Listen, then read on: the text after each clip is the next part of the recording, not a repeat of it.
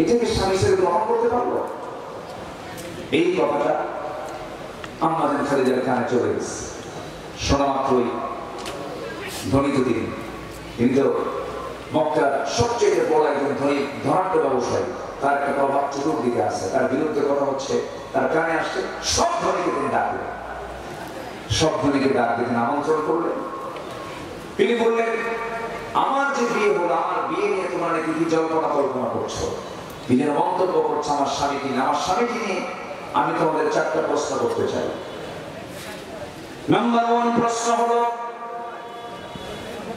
আমার স্বামী, যিনি আমার স্বামী হয়েছেন, যার সঙ্গে আমার বিয়ে হয়েছে, তার ব্যাপারে 1 নম্বর প্রশ্ন হলো, বলতো আমার স্বামীর চরিত্রটা কেমন? সবাই বলল, এই মক্কা নগরে যত যুবক দেখেছি, যত চরিত্রবান যুবক দেখেছি, এর চাইতে ভালো মানুষ আমরা দেখি নাই, যার মুখে একটা মিথ্যা কথা নাই। আমরা তাকে আল আমিন বলি। নাম্বার 2 হলো, সুরাতের কথা বলি। এখন সিরাতটা তোমরা বললে, এখন আমি বলবো আমার স্বামীর সুরতটা কেমন। সবাই বলে ফেললো, এই মক্কা নগরে শুধু নয়, এই জীবনে আমরা যত মানুষ আমাদের চোখের সামনে দেখেছি, মুহাম্মদ বিন আব্দুল্লাহর চাইতে সুন্দর সুস্থ যুবক আমাদের চোখে দ্বিতীয়টা পড়ে নাই। এবার আমাদের খাদিজা বলছেন, মক্কা নগরে এসে শোনো। নাম্বার 3 প্রশ্ন হলো, আমার স্বামী, আমি যাকে স্বামী হিসেবে গ্রহণ করেছি, তার বংশ বুনিয়াদ কেমন? সবাই বলল, আরবের যত বংশ আছে এর মধ্যে শ্রেষ্ঠ বংশ হলো কুরাইশ বংশ। কুরাইশ বংশ 1 নম্বর বংশ, এর চাইতে বড় বংশ এই মক্কা নগরে আর নাই। এবার তিনি বললেন, আমার স্বামীর সুরাত শ্রেষ্ঠ, আমার স্বামীর সিরাত শ্রেষ্ঠ, আমার স্বামীর বংশটাও শ্রেষ্ঠ। নাম্বার 4 আমি প্রশ্ন করব, আমার স্বামীর টাকা পয়সা কেমন?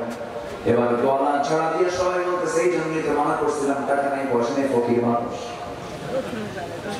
এবার আমাদের খাদিজা বললেন, শোনো, টাকা দিয়ে চরিত্র বানানো যায় না, টাকা দিয়ে চেহারা সুন্দর বানানো যায় না, টাকা দিয়ে বংশ পাওয়া যায় না। এই 3টা গুণ যখন আমি পেয়েছি, আমার স্বামীর শুধু একটাই ঘাটতি আছে, সেটা হলো টাকা পয়সা নাই। ও মক্কার সমস্ত ধরনের তোমরা সাক্ষী থাকো, আমি খাদিজা এই মুহূর্তে তোমাদের সবাইকে সাক্ষী বানায় আমি এই মুহূর্তে ঘোষণা দিলাম, আমি জানি আমার স্বামীর চরিত্র কেমন। আমি আমার নিজের জীবনে অর্জিত স্থাবর অস্থাবর যত সম্পত্তি, আমার সমস্ত সম্পত্তি মুহূর্তে আমি মুহাম্মদ আমার স্বামীকে আমি দান করে দিলাম। যদি বলি আল্লাহু আকবার। এখন মক্কার ধনীকে বলেন বলেন বলেন, মুহাম্মদ সাল্লাল্লাহু আলাইহি ওয়াসাল্লাম। চিন্তা করুন, চরিত্র কত উন্নত হলে পরে বাড়ি স্ত্রীর সাক্ষ্যটা দেখে, আমরা বাড়িতেও ভালো থাকবো। জোরে বলি ইনশাআল্লাহ। এখানে বউকে পিটান কয়জন? কারা কারা হাত তোলেন? কেউ হাত তোলেন? সবাই তো মাশাআল্লাহ। বউকে পিটান আপনারা? যারা হাত তুলছে তারা আমাকে বিয়ে শুরু করবে। এখন বউকে পিটানোকে সুন্নতে মুআক্কাদা। রাসূল কোন স্ত্রীকে মেরেছেন এমন কোন রেকর্ড আছে? এমন কোন রেকর্ড আছে?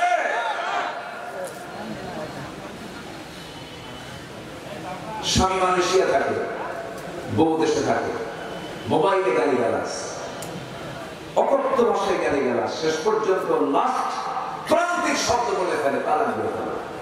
তালাক টালাক দিয়ে আমাদের কাছে ফোন দেয়, হুজুর কাম তো সারছে, কি 100 তালাক দিচ্ছে। কত তালাক দিচ্ছে বলেন? 100 তালাক। হুজুর সাথে আরেকটা তালাক মাসে আরেকজনকে আমার শাশুড়ি তালাক দিচ্ছে।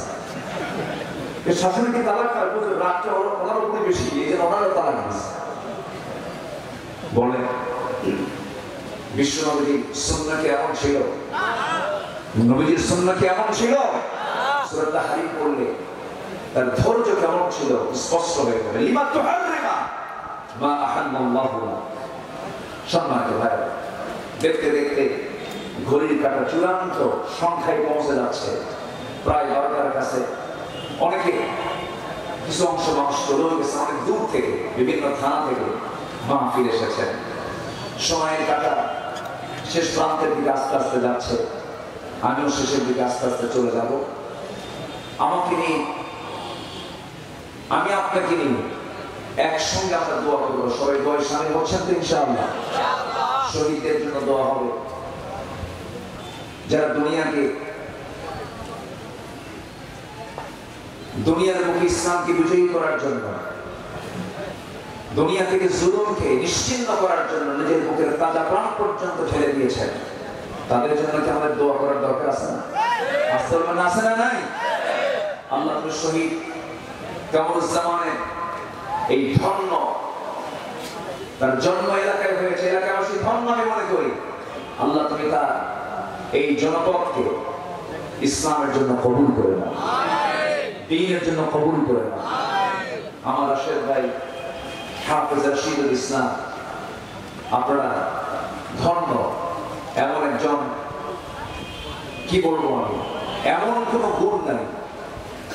কোরআনের যিনি হাফেজ, এর চাইতে বড় গুণ আর কি হতে পারে? 30টা পারা কোরআন যার সিনায় থাকে, সে হচ্ছে আল্লাহ নির্বাচিত বান্দা। বলি আলহামদুলিল্লাহ। কোরআন কেউ মুখস্থ করতে পারে না। লা তুহাররিক বিহি লিসানাকা লিতা'জালা বিহি ইন্না আলাইনা জামআহু ওয়া কুরআনা। রাসূল, আপনি এত জিহবা লাগাবেন না, মুখস্থ করার জন্য এত চেষ্টা করার দরকার না। আমি আল্লাহ নিজে আপনার সিনার মধ্যে কোরআন জমা করে দেব। কোরআন কেউ মুখস্থ করতে পারে না, কোরআন সিনার মধ্যে জমা করে দেন তিনি কে? আল্লাহ তাআলা। আমার রাশেদ ভাইকে আল্লাহ তাআলা কবুল করে দিন। জোরে বলি আল্লাহুম্মা আমিন। আরো কিছু পয়েন্ট ছিল, আমি আলোচনার শেষ প্রান্তে চলে যাচ্ছি। ফজর নামাজ পড়বো, কার একটা হাত তুলে দেখেন। ফজর নামাজ পড়বেন, চিৎকার মেরে বলি আল্লাহ আমাদেরকে ফজর, যোহর, আসর, মাগরিব, ইশা 5 ওয়াক্ত সালাত আদায় করা তৌফিক তুমি আল্লাহ দিয়ে দাও। জোরে বলি আমিন। আরো জোরে আমিন, আরো জোরে আমিন। আসুন, সোজা 12টা বাজে, 11টা 59, 55 বাজে। আমরা ধীরে ধীরে এখন দোয়ার দিকে যাবো।